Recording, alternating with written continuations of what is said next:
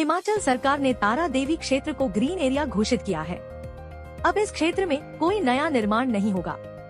जो निर्माण हुआ है उसको भी सिर्फ उसी तर्ज पर रिपेयर किया जाएगा। ये बात ग्राम एवं नगर नियोजन मंत्री राजेश धर्मानी ने कही। क्या मानता है इसके पीछे? देखिए, पीछे कैबिनेट में इशू लगा था। जो तारा देवी जी का हमारा डेवलपमेंटल प्लान है उसके मुताबिक उसका मकसद यही है कि जो ग्रीनरी इन तारा देवी की पहाड़ियों पे है ये बरकरार रहे, बल्कि इसमें वृद्धि हो। अगर इसमें बहुत ज़्यादा कंस्ट्रक्शन अलाउ करेंगे तो फिर ये कंक्रीट का जंगल बन के रह जाएगा। हिमाचल के बाहर से भी पर्यटक जो है यहाँ की जो सुंदरता है, जंगल हैं, यहाँ का पर्यावरण है, उसी का आनंद लेने के लिए आते हैं। बिल्डिंग्स तो इससे बड़े शहरों में हैं, तो इसके लिए जो है मंत्रिमंडल ने सर्वसम्मति से ये निर्णय लिया है, यहाँ पर कोई नई कंस्ट्रक्शन जो है उसके लिए परमिशन नहीं दी जाएगी। सिर्फ जो पुराने घर हैं उनकी रिपेयर के लिए जो है या छोटी मोटी एडिशन करने के लिए उसकी ही परमिशन इसमें है। जो ऑलरेडी हमारे अप्रूव्ड प्लान में है उससे ज़्यादा रिलैक्स करने के लिए उसमें मनाही की है। और इसके अलावा कोई और जगह भी इस तरह से घोषित की है जैसे तारा देवी को किया या प्लान है कोई आगे?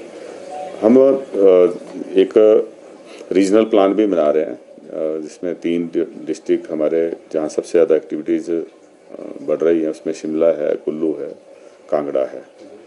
और जैसे जैसे पैसे उपलब्ध होंगे उसके आधार पे फिर हम कोशिश कर रहे हैं कि पूरे हिमाचल का एक रीजनल प्लान और फिर डेवलपमेंट प्लान जो है बनाए जाएं। क्योंकि आज हमने अगर समय रहते कदम नहीं उठाए तो भविष्य के लिए फिर डिजास्टर से ज़्यादा नुकसान होने की आशंका रहती है। अभी मनाली में ही देखें, क्योंकि मनाली में ओवर कंजेशन जो है हो गई है, वहाँ पार्किंग की समस्या है, वहाँ पे जो बड़े लंबे समय तक जाम लगते हैं। तो ये सभी रहता है जब हमारी समय रहते प्लानिंग नहीं होती है।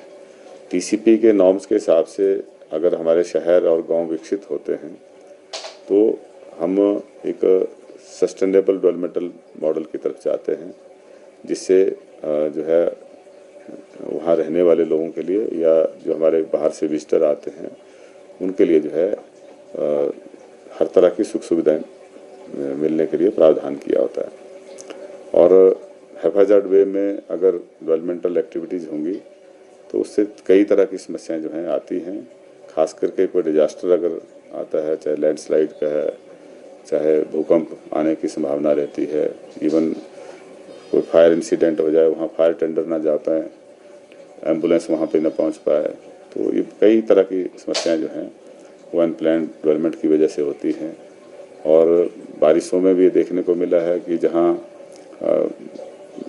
बारिश के पानी की निकासी सही नहीं होती वहाँ पर नुकसान ज़्यादा होता है। तो ये तमाम बातें जो हैं, चाहे वो एनवायरमेंटल प्लानिंग की बात है, चाहे ट्रांसपोर्ट प्लानिंग की बात है, चाहे हमारे ओवरऑल जो कहाँ पे हाउसिंग कॉलोनीज बनी हैं, कहाँ पे कमर्शियल इस्टेब्लिशमेंट्स बनी हैं, ये सभी पहलू जो हैं वो टीसीपी का जो हमारा डेवलपमेंटल प्लान है उसमें रखे जाते हैं।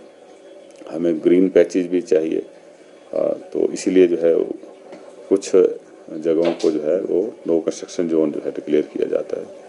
तो ये सब कुछ इसीलिए है ताकि पर्यावरण पे कम से कम नुकसान करते हुए हम अपनी जरूरतों को पूरी करते रहें। शिमला से कैमरामैन युगमार्ग टीवी।